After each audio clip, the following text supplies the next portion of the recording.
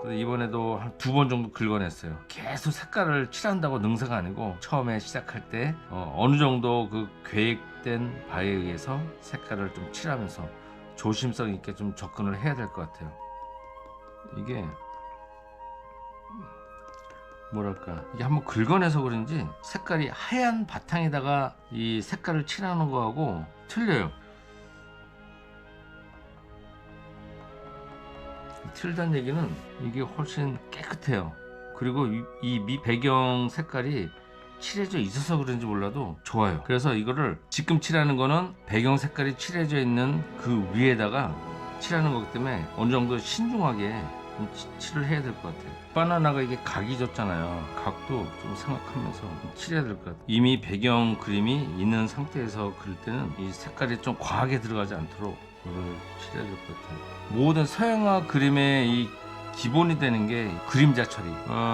이 그림자 처리, 그림자를 칠해줌으로써 앞뒤와의 공간과 어떤 입체감, 그리고 어떤 그 사물에 대해서 이게 좀 강하게 그 표현하기 위해서 이 그림자 처리를 이제 하는데, 제가 좀 이 그림자 처리를 안 하려고 해요. 그림자 처리를 안 하고 볼륨감으로, 그림자라는 게 이쪽은 어둡잖아요, 그렇죠? 위에는 밝고, 그럼 어두운 거를 이렇게 좀 채도가 낮은 걸로 이렇게 칠하면 이것이 그림자의 효과가 아닐까라는 생각이 들어요. 조금 과하게 많이 들어가지 않고 좀 그 다음 색깔이 좀 덮여질 수 있도록 이걸 좀 절제하면서 사용해 보도록 하겠습니다. 이 바나나가 노란색 바나나지만 군데군데 어떤 녹색의 흔적들이 좀 보여요.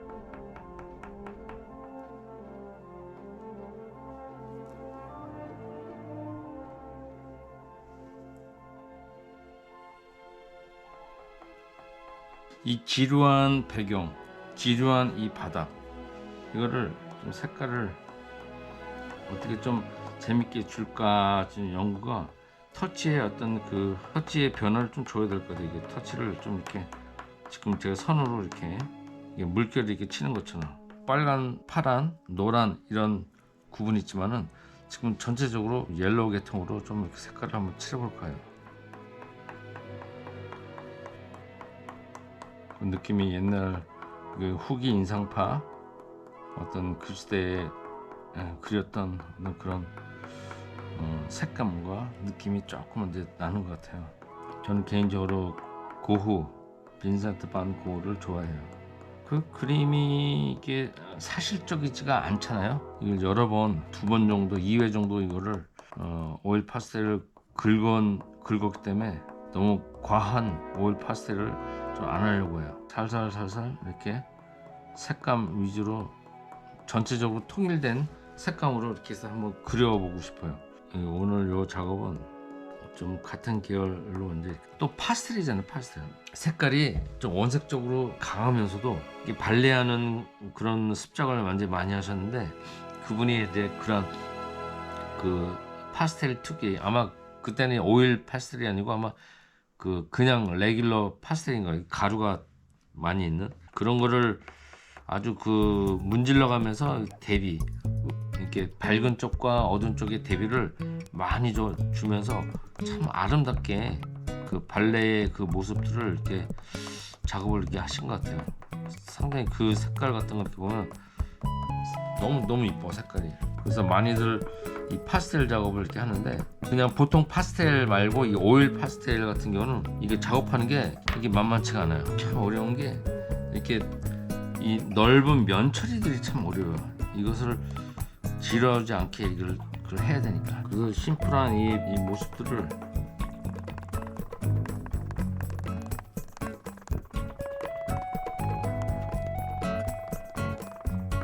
이렇게 이 배경, 이 벽 색깔은 좀 밝은 벽지 느낌으로 이제 할게요.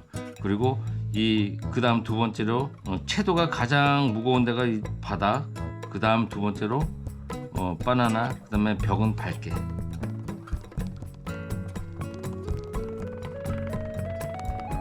모든 그림이 이제 처음에 이 밑 작업을 이제 하잖아요. 이 밑 작업에서 주는 어떤 그 그런 어떤 무게감을 이게 좀 가질 수가 있는 것 같아요. 그래서 저는 이제 지금 그 페인팅 오일 린시드라고 그러나 린시드를 오더를 했어요. 그래서 그걸 앞으로 파스텔 오일 그 배경 작업으로 좀 이렇게 사용을 할까 합니다.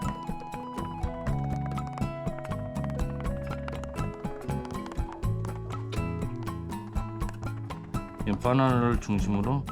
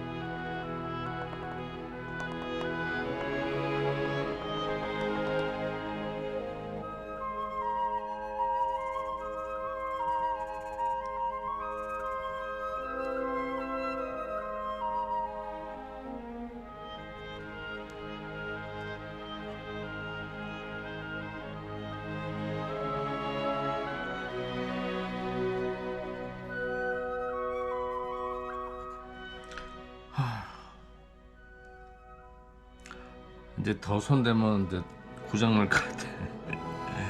근데 이거는 완성이 됐든 완성이 안 됐든 이걸로 이제 마무리하겠습니다.